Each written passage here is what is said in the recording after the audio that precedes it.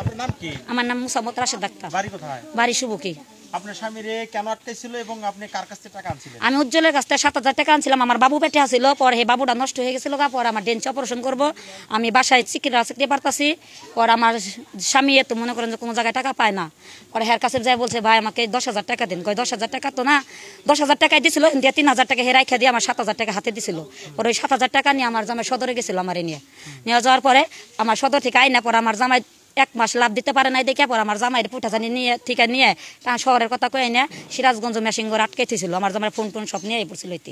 নেওয়ার পরে আমি 3 দিন ধরে আমার স্বামীর যত আত্মীয় বাড়ি আছে সবার বাসায় আমি খুঁজছি, আমার যত আত্মীয় বাড়ি আছে সবার বাসায় খুঁজছি, আমি পাই না। বাসায় চিকড়ি আমি তখন সয়নি বাজার সয়নি পাড়া ভাড়া থাকি, স্বামীর বাড়িও থাকি না। পরে উজ্জ্বল আমার বাসায় হুন্ডা নিয়ে যায়, বলে যে তুই কান্দোস কেন, কি হয়েছে, আমার লাভের টাকা দাম। কই ভাই আমি তো দিতে পারতাছি না, আমার জামাইরে আমি 7 দিন ধরে পাই না।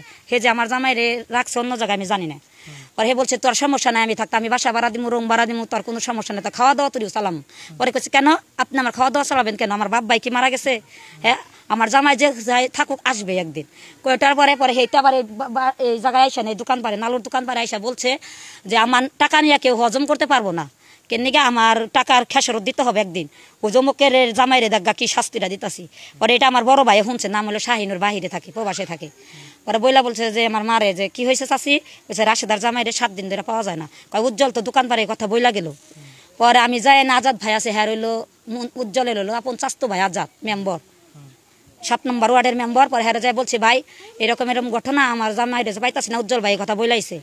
পরে আমি আজাদুলের দোকান পারে উলালি করতেছি, পরে আমার ভাই হাসে মগেছে, শাইনুরে গেছে। পরে আমার ভাইয়েরা বলছে যে আমার বোনের জামাইরে দিনের মধ্যে যদি না বাই করস তাহলে তোর নাকি আমি কিডন্যাপ মামলা দিব দিলদুয়ার থানায়।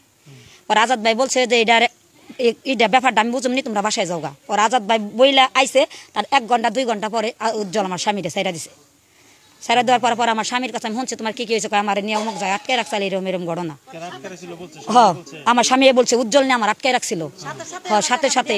পরে আমি 7,000-এর জায়গায় আমি 10,000 টাকা, আমার ভাই বলছে 10,000 টাকা আমি দিব, এই আজাদুলের দোকানের সামনে 3টা জুতা বাড়ি মারবি, তোর এই সমস্ত বাসা কেন বাসায় যায় বলছে। হ্যাঁ বলছে তোমার খাওয়া ফরত চালামো, তোমার হইলো তুমি চিন্তা করো কেন, তোমার রুম ভাড়া দেবো। তাহলে তার মানে অন্য একটা মাইন্ডে আসে স্যার যে আমাকে আর কি ব্যবহার করবো, এর জন্য এই কথাটাই বলছে। হ্যাঁ কুপ্রস্তাব দিছে উজ্জ্বল। পরে আমি 10,000 টাকা দিয়েছি। পরে আজাদ ভাই মেম্বার সাহেবের ভাই দেখে পরে আজাদ ভাই কথায় গিয়া কথা ভালো রে বারে কমাইলে কমে এনে মীমাংসকে আর জীবনে তোর সাথে বেদবিহি করবো না। পরে আমার কাছে উজ্জ্বল মাপ চাইছে, লাশ পর্যায়ে মাপ চাইছে যে আমারে মাপ করে দিন।